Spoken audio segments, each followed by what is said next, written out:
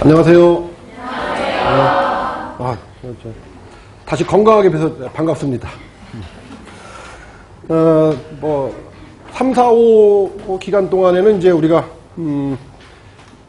이론하고, 기초 이론하고 이제 심화까지 이제 했고요. 그리고 한 달 동안 이제, 쉬시는 동안에, 정리 잘 하셨으리라고, 믿어 의심치 않습니다. 이제, 이번 과목은 이제 우리가 이제 서술 과목, 그죠? 문제풀이 이제 서술 과목이기 때문에, 가장 중요한 게, 이런 것 같아요. 뭐냐면, 출제자가 내는 의도를, 어느 정도 정확히, 정리를 해서 쓸 수 있느냐가 가장 중요한 것 같아요. 네. 그래서 이제 그런 연습을 하는, 그런 이제 시간이다. 이렇게 이제 6주 동안은, 그렇게 좀, 생각을 하시면 될 거고요. 그래서 이제, 식품학을 이제 어떻게 구성을 해놨냐면, 일단, 기입형 형태의 문제들을 좀, 첫 번째 구성을 했고요. 그 다음에 이제 두 번째가, 서술 형태의 문제인데, 거의 뭐 서술이라기보다는 그냥 책 보고 쓰는 형태, 책에 찾아서 그냥 쓰는 형태의 문제고, 그 다음에 이제, 심화 문제에서는, 어느 정도, 정리가 되셨나 하는 거를 이제 알아볼 수 있는 그런 형태의 문제들로 이렇게, 구성을 했어요. 그래서, 금방도 말씀드렸다시피, 정말 출제자가 원하는 거를 얼마만큼 우리가 이해를 하고 그 답에 접근할 수 있는가가 가장 중요한 거니까, 그런 쪽에 좀 생각을 가지시면서 준비를 하시면 되실 것 같아요. 뭐 그냥 어차피 같은 식구들이니까 그냥 간단하게 이렇게 끝내고 시작을 할게요. 바로. 자, 문제 한번 보세요. 기입형 문제 보시죠. 기입형 문제. 자, 첫 번째로 복수분자막 형성 영역은 대부분 수분이 식품 구성 성분들하고 무슨 결합? 수소 결합을 하고 있죠. 그죠? 자, 수소 결합에 의해서 유지가 되는 그런 영역이에요. 자, 이때 이 수분은 뭐를 이루고 있느냐? 복수분자층. 그죠? 복수분자막이니까 복수 분자층을 이루고 있으며, 이 영역의 식품의 예로 보면은 잼이나 곶감, 그다음에 건포도, 그다음에 반건 오징어, 이런 것들이 이제 요 영역에 있는 대표적인 식품의 예들이에요. 자, 등은 비교적 우수한 저장 안정성을 나타내며, 자, 이런 식품들을 우리가 뭐라고 부르느냐? 그렇죠. 중간수분식품이라고 불러요. 그죠? 중간수분식품. 자, 그래서 중간수분식품, 그러면은, 선생님들 다, 정리되셨겠지만, 대략, AW가, AW 보면 한 0.6에서 한 0.85 사이, 이 정도에 있는 식품들을 우리가, 중간수분식품. 또, 그리고 이제 수분 함량으로 따져보면은, 대략 한 10에서 한 40% 정도. 그러니까 AW는 0.6에서 0.85. 책마다 조금씩 좀 차이는 있겠는데, 아무튼 대략 이 정도 돼요. 0.65부터 0.85, 또는 0.80 이렇게 하는 데도 있으니까, 그냥 대략 그냥 이 정도면은 답으로는 손색이 없을 것 같아요. 자, 그 다음에 이제 이렇게 물어봤을 때, 자, 수분 함량으로는 어느 정도 되느냐? 수분 함량, 가지고 있는. 그러니까 이제, 평형 수분 함량을 얘기하는 거겠죠? 그죠? 평형 수분 함량을. 자, 그런 경우에는 대략 한 10에서 한 40% 정도를 갖고 있는 것들을 우리가 중간수분식품이라고 이제 정의를 한다. 그런 얘기죠. 그 다음에 이제 두 번째. 자, 해리에너지에 대한 얘기예요. 해리에너지. 자, 해리에너지가, 뭐냐? 하는 문제죠. 자, 이온 화합물이, 자, 이온으로 각각, 뭐랄까요? 분리하는데 필요한 에너지를 우리가 해리에너지, 이렇게 정의를 했죠. 그죠? 해리에너지란, 이온 화합물. 그러니까 이 이온 화합물은 또 다른 표현으로 또 뭐라고도 표현을 할 수 있죠? 그렇죠. 염화합물. 그죠? 또는 뭐 염류. 이렇게, 같은 표현이죠. 그래서, 자, 이온 화합물들이 이온으로 각각 분리하는데 필요한 에너지를 우리가 해리 에너지 이렇게 얘기한다. 일반적으로 해리 에너지는 두 전하 간의 거리의 제곱 그리고 유전항수에 뭐해요? 반비례하지요.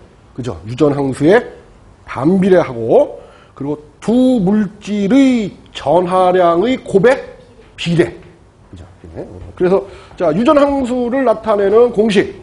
자, 해리 에너지를 나타내는 공식. 그죠? 이렇게 표기를 했었죠. 이렇게 우리가 아마 기억에 이렇게 R1, R2의 제곱, 예. 전하량 이온 E2의 곱, 그죠? 제곱 이렇게 곱에. 그래서 자, 요 D는 뭐예요? D는 여기 유전항수, 그죠? 그리고 이제 R1, R2는 뭐야? 거리, 두 전하 간의 거리, 그죠? 거리고 그리고 E1, E2는 뭐야? 전하량. 이렇게 표현을 한다. 그래서 유전항수하고 거리의 제곱에 반비례하고 그리고 전하량에는 비례를 한다. 자, 그러면 한번 정의를 한번 해 보시죠. 자, 해리 에너지가 크다. 해리 에너지가 크다 하는 거는 무슨 의미예요? 해리 에너지가 크다. 이온 화합물이 이온으로 분리되는데 많은 에너지가 필요하다. 그렇죠. 그러니까 해리 에너지가 작다 하는 얘기는 뭐예요? 쉽게 이온 화합물이 이온으로 쉽게 해리된다. 그죠? 그 의미다 하는 것을 정리를 좀 해 두시고요.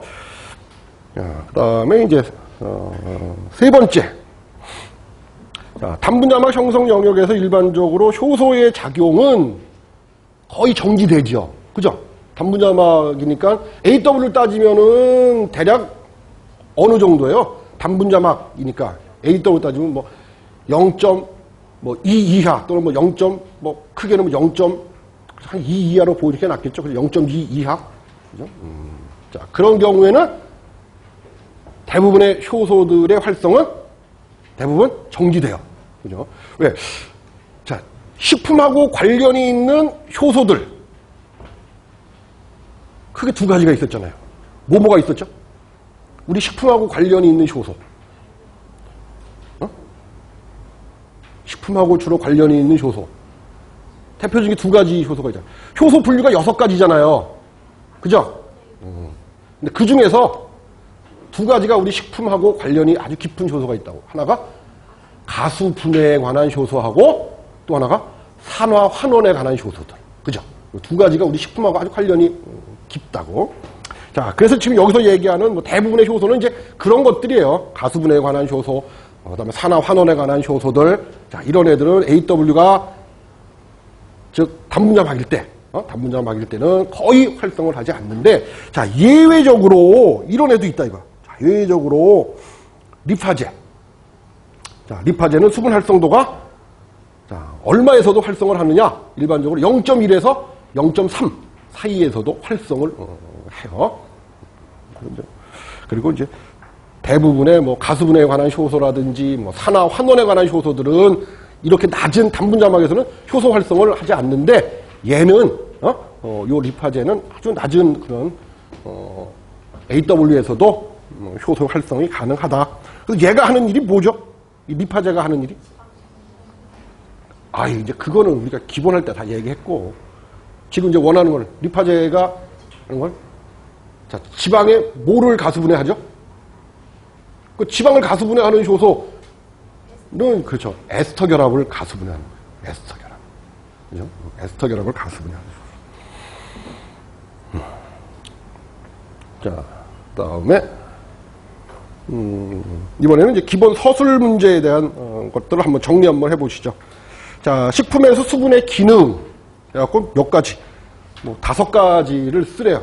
5가지. 그러면 뭐 이렇게 나오면 5가지 만들어서 써야죠, 아마. 그죠? 자, 첫 번째 뭐야? 첫 번째 용매로서 작용을 할 수가 있다. 그죠? 용매로서 수분의 기능, 용매로서 작용할 수 있다. 그래서 식품 속에서 일어나는 모든 화학 반응에 용매로 작용이 가능해요. 물론 뭐 여기서 얘기하는 수분은 어떤 수분이에요? 그렇지, 자유수에 대한 얘기죠. 그죠? 그러니까 여기는 지금 정확하게 뭐 자유수, 결합수 뭐 이렇게 분리를 안 했으니까 그 두 개를 그냥 다 합쳐서 그냥 우리가 이해를 하면 된다. 그런 얘기겠죠. 자, 그 다음에 두 번째는 또 뭐로서의 기능을 있냐?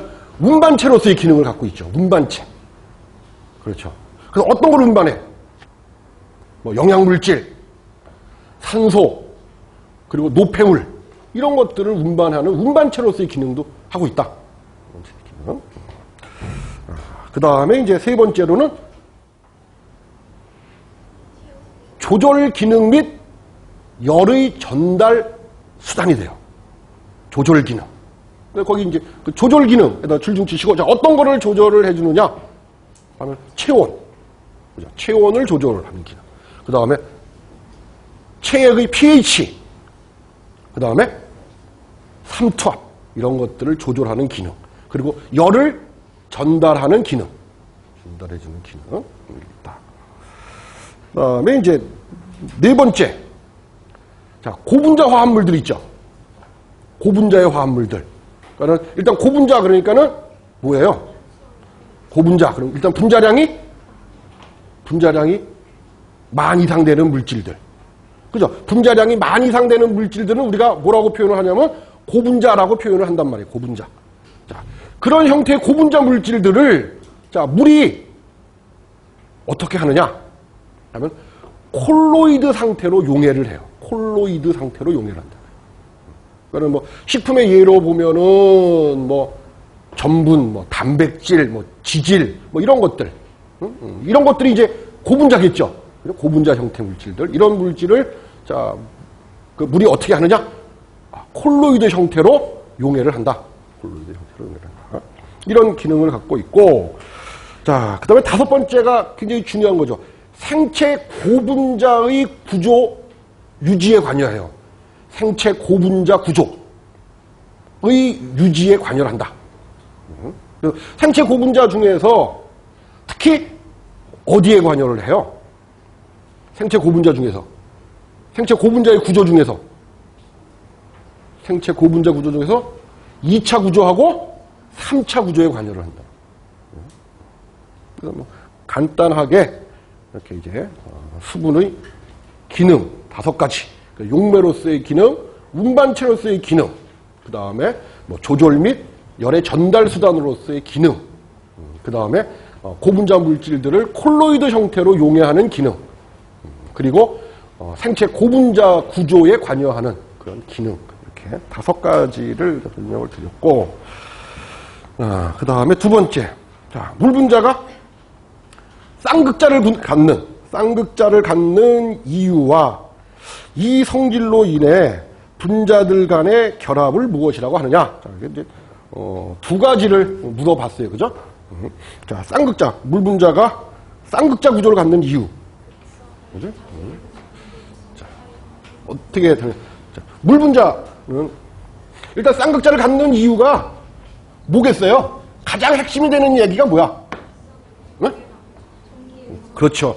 전기음성도 차. 얘가 가장 중요한 핵심이에요. 전기음성차. 그래서 이렇게 이제 뭐 수분의 구조 이렇게 되어 있잖아요. 그죠? 구조. 그래서 산소 같은 경우는 전기음성도가 값이 얼마예요? 산소 3.5. 그죠? 3.5. 얘가 3.5고 얘가 2.1. 그죠? 2.1. 그거는 얘가 얘보다 크잖아. 그죠? 근데 전기음성도의 정의가 뭐였죠? 전기음성도의 정의. 원자가 전자를 끌어당기는 경향. 그죠? 이거는 산소 원자가 수소 원자보다 전기음성도가 커. 그래서 산소 원자가 수소 원자로부터 전자를 공유하는 것이 아니고 이렇게 끌어가 버린다. 그죠? 여기서도 이렇게 끌어가 버리고. 그래서 산소는 부분적으로 두 개의 음전하를 띌 것이고, 그죠? 그리고 수소는 부분적으로 이렇게 양전하를 띠게 될 거예요. 그죠? 전기 음성도 차이에 의해서. 이렇게, 그죠? 그래서 동일 분자상에 지금 뭐예요? 마이너스하고 플러스가 다 존재를 하잖아요. 그래서 이런 구조를 뭐라고 불러? 그렇죠. 이런 구조를 쌍극자 구조라고 부른다. 쌍극자 구조. 그죠? 그래서 이제, 어떻게 하면 되느냐 하면, 물 분자의 산소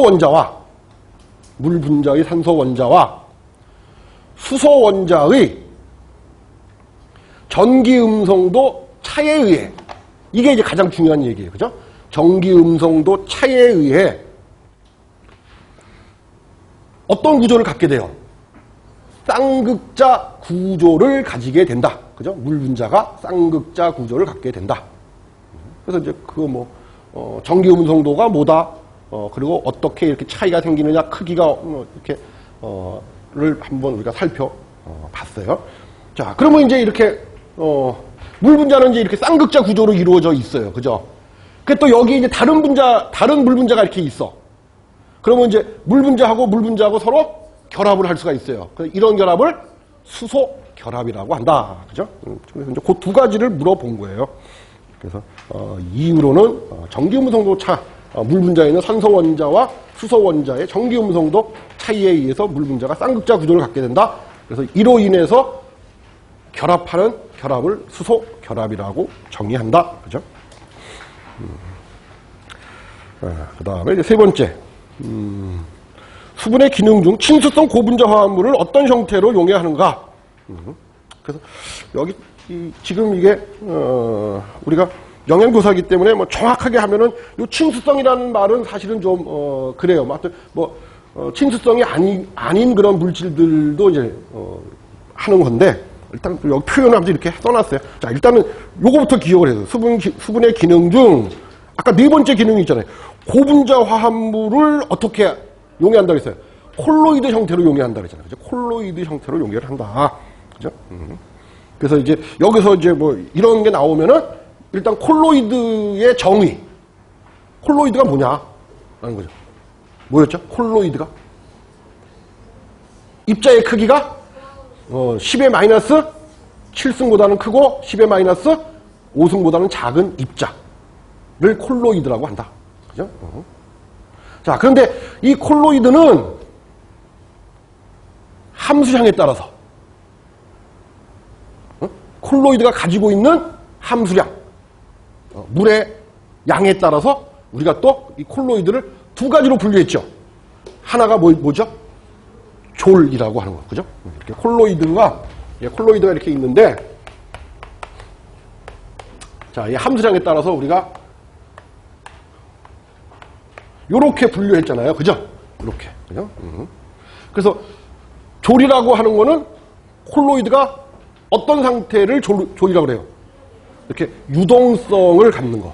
그죠? 콜로이드가 유동성을 갖는 것을 우리가 졸, 이렇게 얘기한다. 그 대표적인 게, 식품의 예의 대표적인 게 뭐예요? 우유. 그죠? 우유 속에 들어있는 단백질인 카제인, 그 다음에 지방, 이런 것들이 콜로이드 형태로 분산되어 있어요. 그 다음에 겔 같은 경우에는 콜로이드가 유동성을 상실해. 수분의 양이 줄어드니까 유동성을 상실해서 일정한 형태를 갖게 되는 거를 겔이라고 그러죠. 그죠? 겔. 그래서 겔의 대표적인 예로는 그렇죠. 무, 그 다음에 젤리, 푸딩, 이런 것들이 이제 대표적인 예가 되겠죠. 그죠? 이런 것들은. 자, 그래서 그렇게 하시면은 될 것 같고요. 자, 그 다음에 이제 4번. 식품의 등원흡수 탈습 곡선의 형태. 그 다음에 두 곡선이 일치하지 않는 현상. 그리고 그 이유. 이렇게 이제 세 가지를 물어봤어요. 그죠? 세 가지를 물어봤다고. 자, 첫 번째. 자, 등원흡수 곡선. 자, 어떤 형태가 돼요? 등원 흡습 탈습 곡선은 그렇죠. 역 S자 형태. 첫 번째 역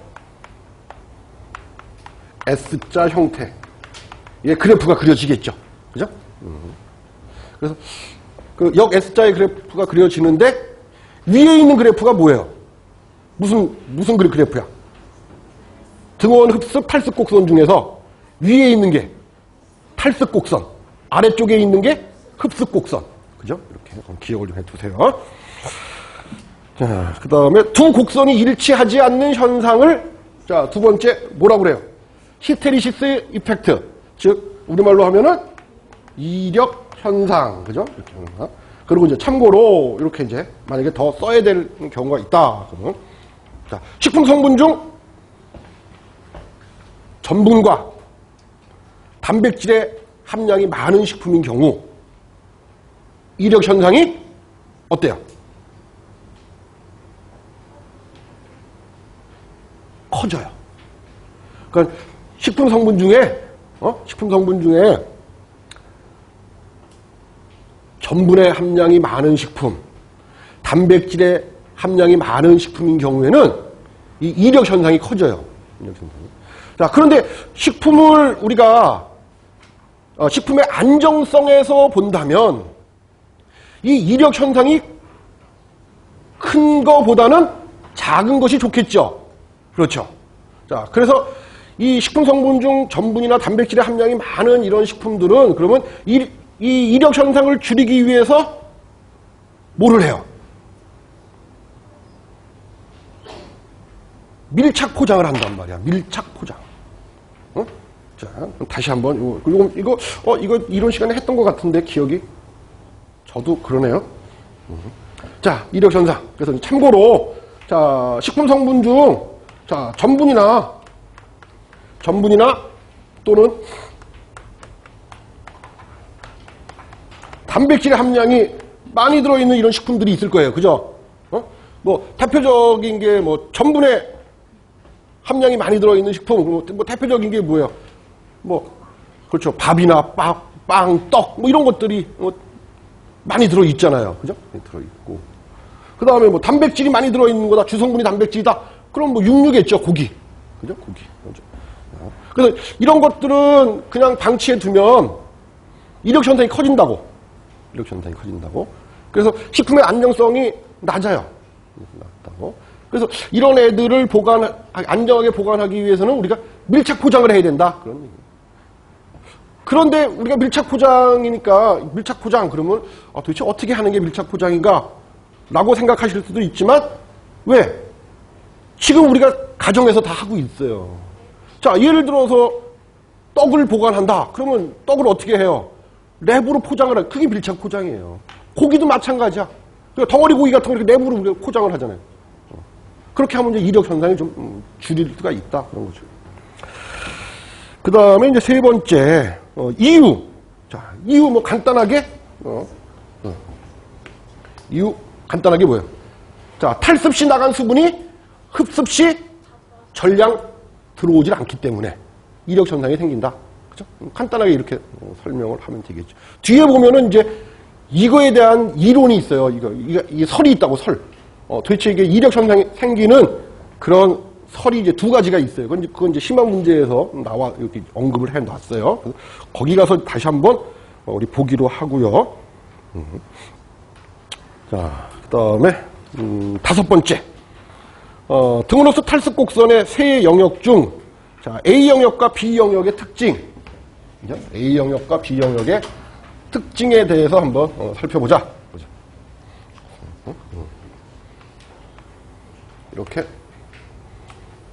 이렇게 있다. 그러면 뭐 아까도 말씀드렸다시피 얘가 이제 탈습 곡선일 거고 이 아래쪽이 흡습 곡선일 거예요. 그죠? 그래서 상대 숫도의 정도에 따라서 우리가 이 등원 흡습 탈습 곡선을 이제 이렇게 세 개의 영역으로 이렇게 나눠요. 그죠? 세 개는. 그래서 이제 뭐 첫 번째, 두 번째, 뭐 세 번째 이렇게 이제 나온다고. 자, 그런데 이제 여기서는 뭐라고 표현을 했냐면, 여긴 또 A, B라고 표현을 해놨네. 뭐 얘가 A라고 생각하고 B, C 이렇게. 그래서 이제 A 영역, 뭐 A 영역은 또 우리가 뭐라고도 불러요? 단분자막 형성 영역, 그죠? 그리고 이제 B 영역은 복수분자막 형성 영역, 그리고 C 영역은 모세관 응축 영역 이렇게 부르잖아요, 그죠? 이렇게 부른다. 그래서 첫 번째로 이 A 영역에 대한 특징을 한번 정리를 해보자. A 영역, A 영역에 대한 특징. 자, A 영역에 대한 특징. 첫 번째로 얘는 자, 이 A 영역에 있는 수분은 뭐하고 결합을 해요? 뭐하고? 식품 성분 중에 이온기들하고 이온 결합을 해요. 그죠? 응? 자, 이 A 영역에 있는 수분은 뭐하고? 식품 성분 중 그런 이온들. 자, 예를 들어서 뭐예요? 이렇게 카르복실기 또는 아미노기, 그죠? 이런 애들하고 아주 강한 뭐를 한다? 이온 결합을 한다. 그죠? 이온 결합을. 그 다음에 이제 두 번째 특징으로는 꼭 기억해 두셔야 될 게 뭐야? 유지식품인 경우. 유지식품인 경우. 이게 이제 전제 조건이 얘예요. 유지식품. 자, 얘인 경우. 어때요? 오히려 안정성과 저장성이 낮다. 그죠? 유지식품인 경우. 그러니까 뭐 일반 뭐 건조식품 이런 게 아니고 유지식품이라는 이렇게 제한을 했어요. 그죠? 유지식품인 경우 오히려 이 복수분자층 좀 그렇고 아무튼 이 비트 포인트보다는 안정성이 더 낮아요. 안정성이 더 낮다. 뭐 그거는 뭐 우리가 여기서도 또 여러 번 또 언급되니까 그거 써주시면 될 거고, 그 다음에 이제 A 영역과 B 영역의 경계점에 보면은 뭐가 있다? 비트 포인트가 있다. 그죠? 그래서 이 비트 포인트인 경우에는 어때요? 유지 안정성이 A 영역 같은 경우는 유지 안정성이 낮지만 비트 포인트 같은 경우는 유지 안정성이 높죠. 그죠? 높은 그런 영역. 그거는 뭐 같이 설명해 주시면 될 것 같고요. 그 다음에 이제 B 영역. 네. 자, 첫 번째로 복수분자막을 형성을 한다. 자, 그러니까 이렇게 되는 거겠죠. 자, A 영역 같은 경우에는 지금 이런 형태잖아. 그죠? 이게 이제 식품 성분이에요. 이게 식품 성분. A 영역 같은 경우는 이제 이게 식품 성분이면, 자, 여기에, 뭐야? 이 식품 성분 중에 있는 이온기들, 뭐, CO, 뭐, NH2, 뭐, 이런 애들이 있을 거 아니에요. 그죠? 이런 애들. 이런 애들하고 뭐하고 결합을 하는 거예요? 물. 이렇게 결합. 그러면 여기 있는 물을 우리가 뭐라고 부르면 돼요? 저기 있는 물. 저거를 뭐라고 불러? 저거를 단분자막 형성의 물이라고 부르면 되잖아요. 이게. 바로 이게 지금 식품 성분에 있는 이런 이온들하고 물 분자가 이온 결합을 하고 있는 형태예요. 그래서 이게 지금 이게 A 영역에 있는 물이라고 이게. 자, 그러면 이제 B 영역에 있는 거, B 영역은 우리가 다른 말로 또 뭐라고? 복수분자막 형성 영역이라고 부르잖아요. 그죠? 그래서 자, 복수분자막 형성 영역에 있는 물 분자들은 어떤 형태로 있느냐 하면은, 자, 단분자막에 있는 물들, 단분자막에 있는 물, 얘네들하고, 그죠? 자, 새로운 물 분자들, 물 분자들. 자, 얘네들이 뭐 하는 거예요? 물 분자와 물 분자 사이의 결합. 뭐예요? 수소 결합. 이렇게, 얘네들은 이렇게 수소 결합을 하는 거예요. 그래서 요 형태의 물이 이게 바로 B 영역에 있는 물 분자 형태라는 거예요. 그죠? 이렇게 정리를 했습니다. 그래서 B 영역의 특징으로는 뭐 첫 번째 복수 분자막을 형성한다. 분자를 형성하고, 그리고 뭐야? 식품 성분 중에 있는 물 분자와 수소 결합을 하고 있다. 그죠? 수소 결합을 하고 있다. 그 다음에 이제 세 번째가 이제, 핵심인 것 같은데, 뭐냐면, 건조식품의 경우, 왜요? 안정성과 저장성이 아주 좋은 영역이다. 그래서 얘를 또, 우리가 이론 시간에 했잖아요. 얘를 또 다른 걸로 또 뭐라고도 표현해요? 아, 그렇게도 표현하고, 최적 수분 함량 영역이다. 이렇게 아마 책에 보면 있을 거예요. 최적 수분 함량 영역이라고요. 표현도 해요.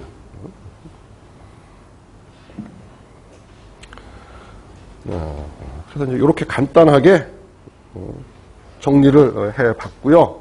그래서 뭐 만약에 뭐 A 영역의 특징, 뭐 B 영역의 특징, 뭐 이런 거 나오면은 핵심적인 얘기는 그거예요. 뭐 이온 결합, 그 다음에 뭐 유지식품일 때 어떠냐, 요런 얘기. 그 다음에 뭐 B 영역 같은 경우는 뭐 수소 결합, 그 다음에 건조식품인 경우, 뭐 요런 것 쪽으로 선생님들이 정리하셔갖고 답을 하시면 될 것 같아요.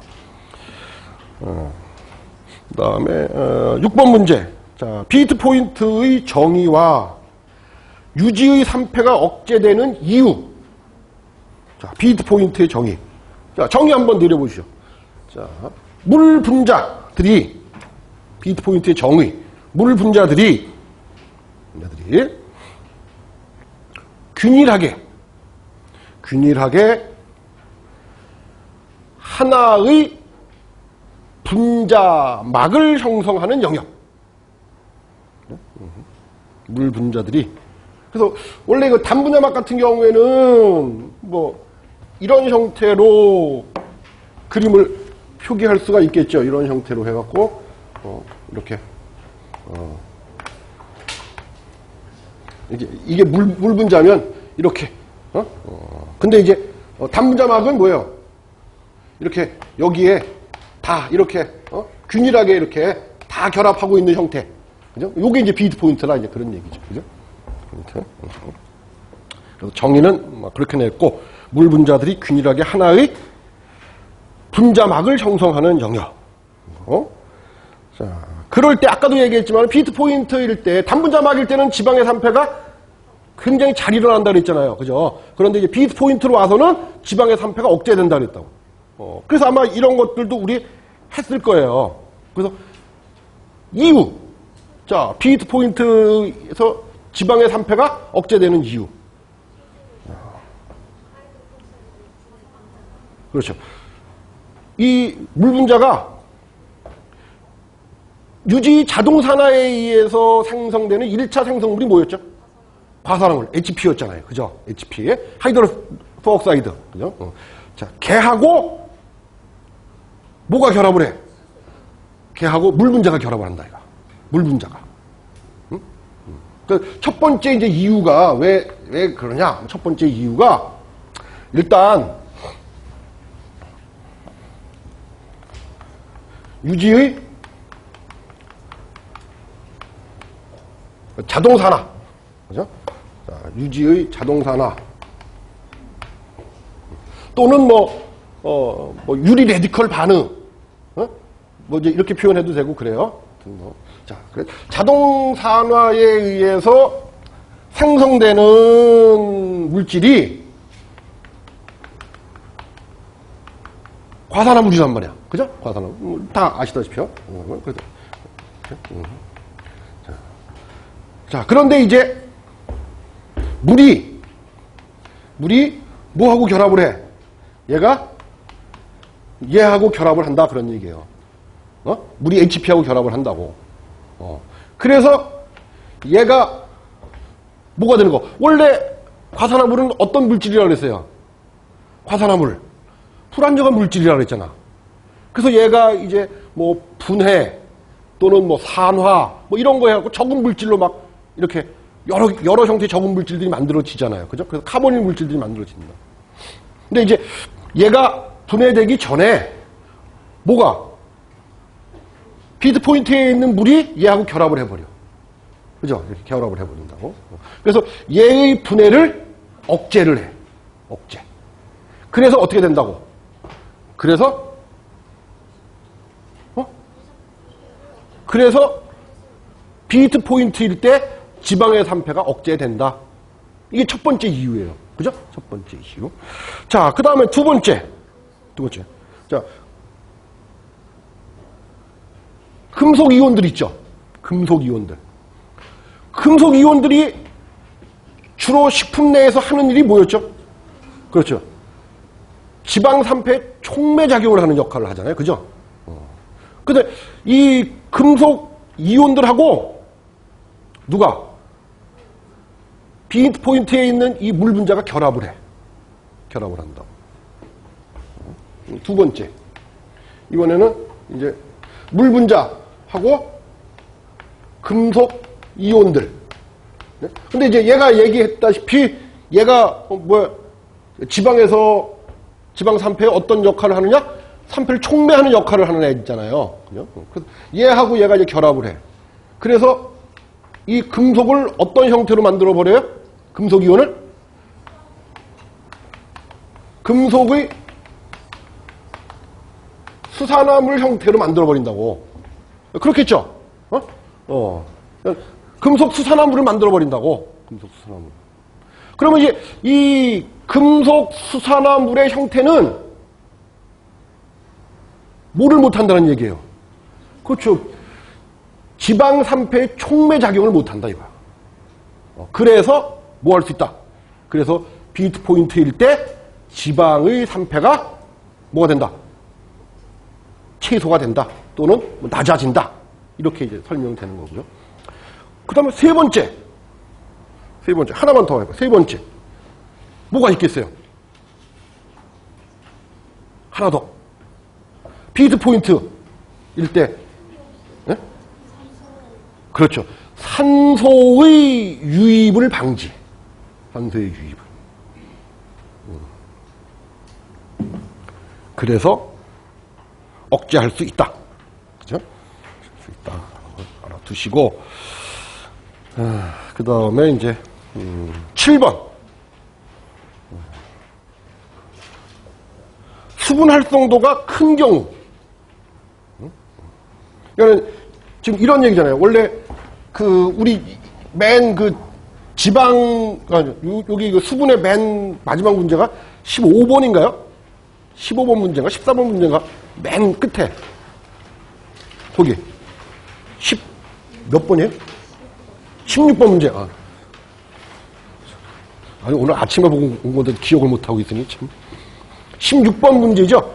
이게 올해 출제됐던, 작년에 출제됐던 문제잖아요. 그죠? 기출 문제로, 이게. 그래서 거기 보시면은 이제 그래프가 왜 지방의 산패,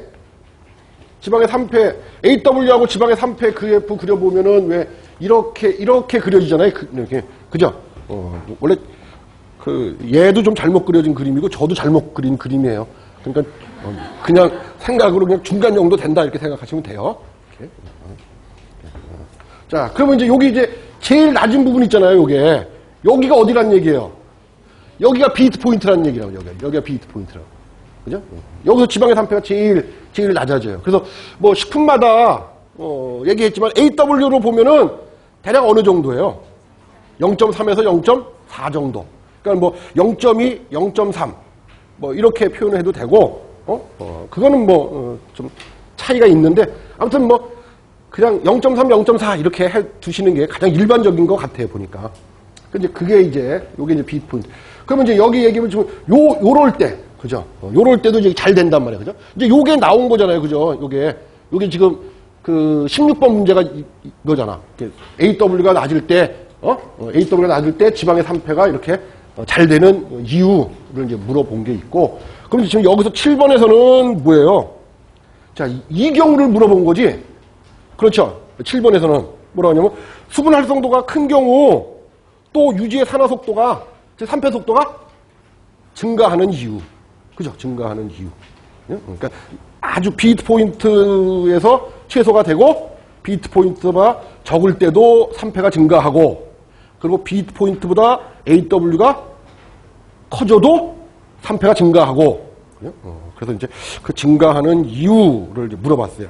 그래서 자, 두 가지로 간단하게 설명을 하죠. 자, 첫 번째 뭐예요?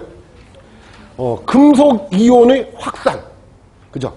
금속 이온의 확산이 증가돼. 수분이 많으니까 금속 이온들이 쉽게 이동을 할 수가 있다고. 쉽게 이동. 금속 이온의 확산. 근데 이제 금방 얘기했지만 이 금속 이온들은 하는 일이 지방의 산패에 촉매작용을 하잖아요. 그죠?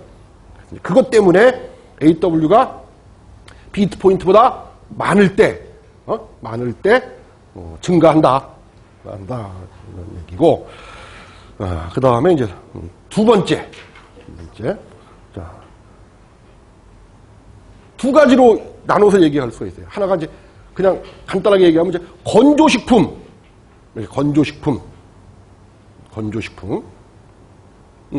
건조식품인데 AW가 높아지면 수분을 어떻게 했다는 얘기예요?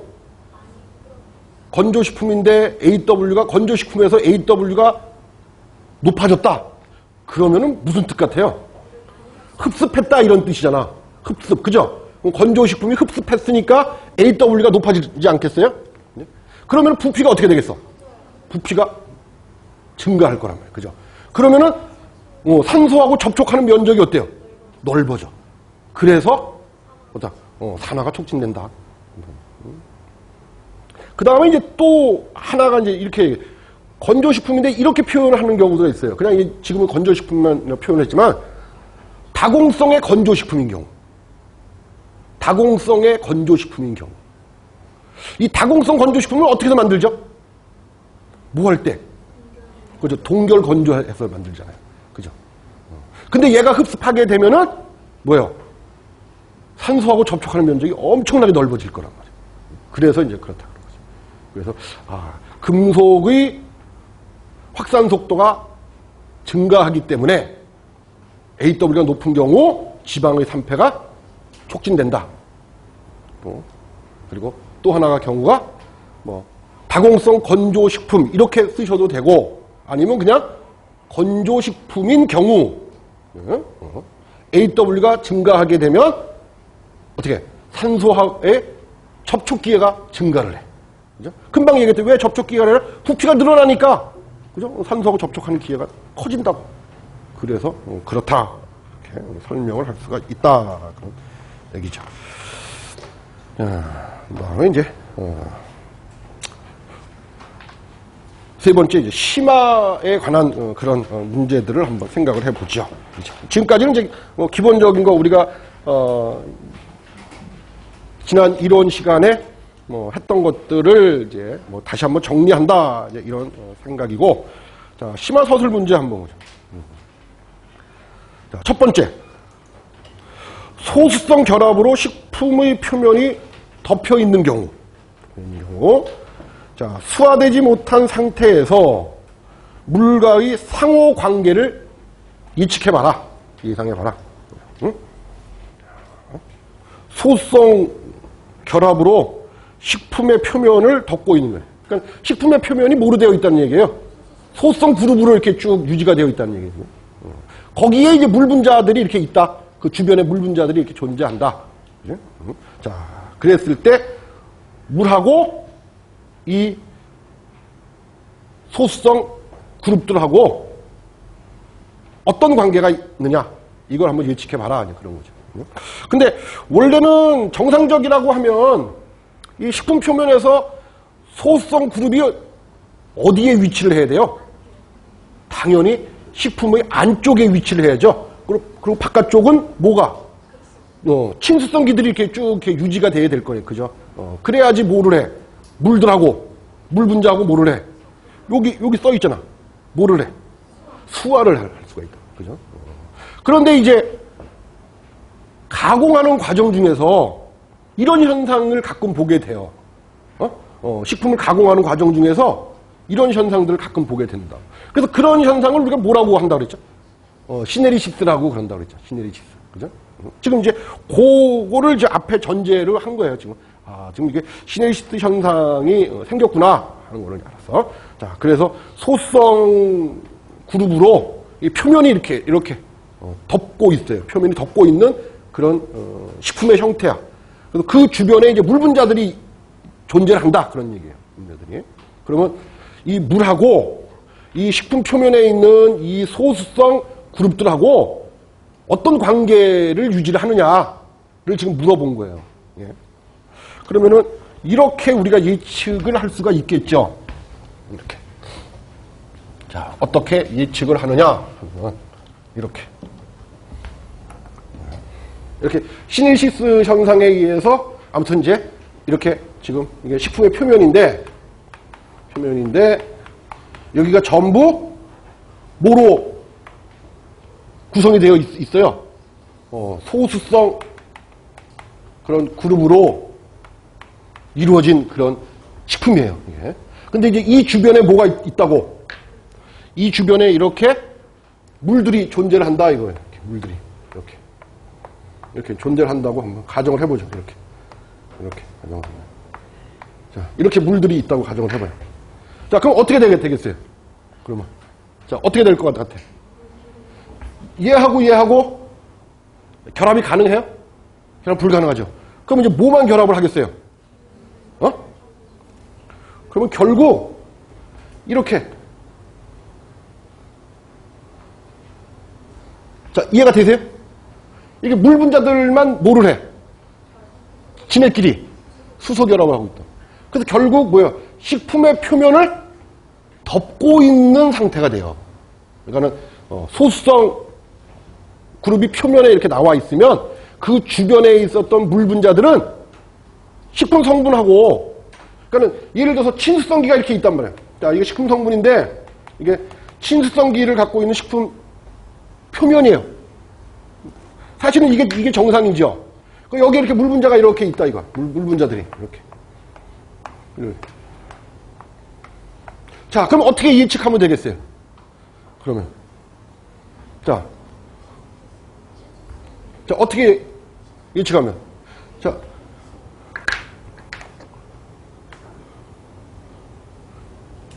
요렇게 예측이 가능하죠.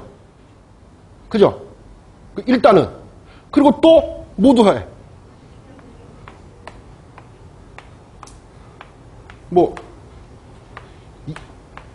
요런 것도 예측이 가능하죠. 그죠? 아니, 식품에 있는 친수성기하고 물하고 수화하고 있는 형태. 그죠? 이렇게. 그런데 이제 표면이 전부 소수성 그룹으로만 되어 있으면은 결국 뭐예요? 이렇게 물 분자에 의해서 이렇게 덮여 있는 형태가 예측이 돼요. 덮여 있는 형태.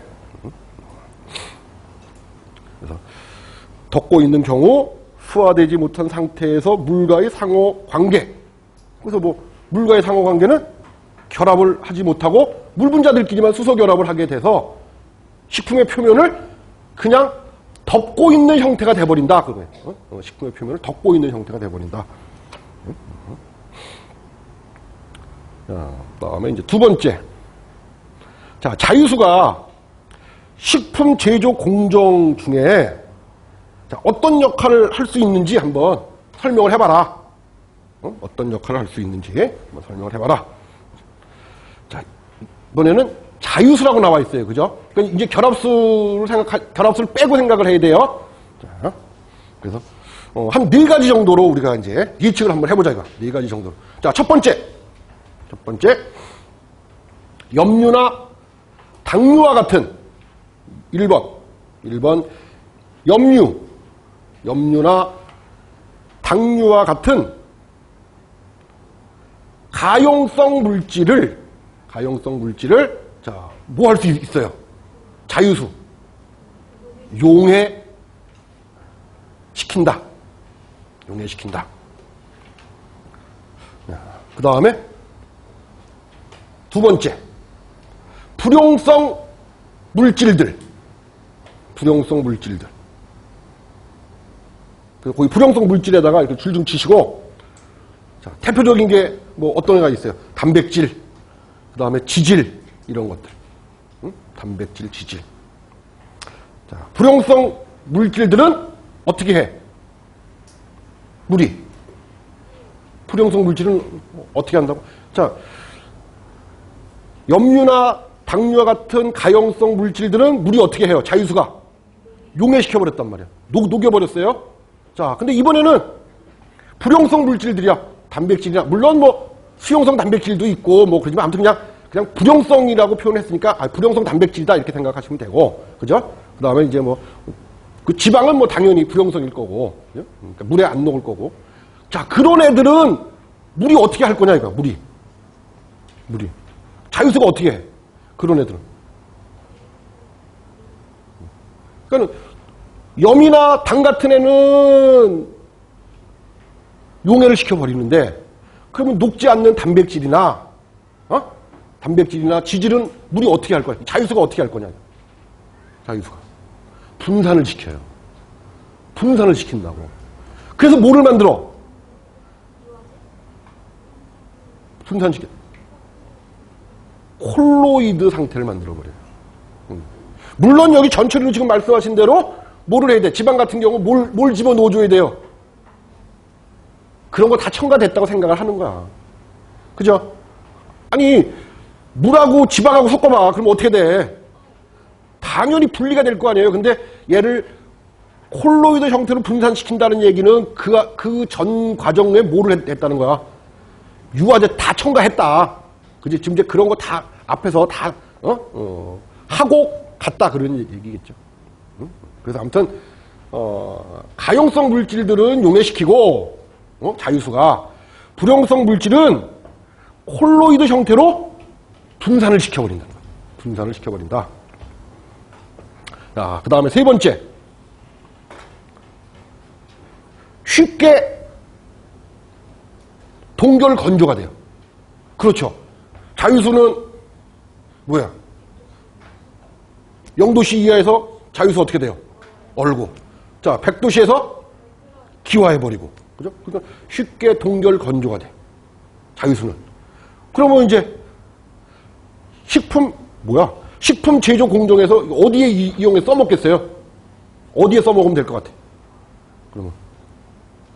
쉽게 동결되니까 동결식품. 쉽게 건조되니까 건조식품에 이용하는 거예요. 그 다음에 네 번째. 미생물이 증식할 수 있죠. 그죠? 자유수에서는 미생물이 증식할 수 있잖아. 그래서 식품 제조 공정에서 어떤 식품 제조 공정? 그렇죠. 발효식품에 응용이 돼요. 발효식품. 그래서 요 네 가지를 자유수가 이제 식품 제조 공정에 사용되는 그런 역할들에 대해서 한번 살펴봤어요. 잠시 쉬었다가 다시 말씀드리겠습니다.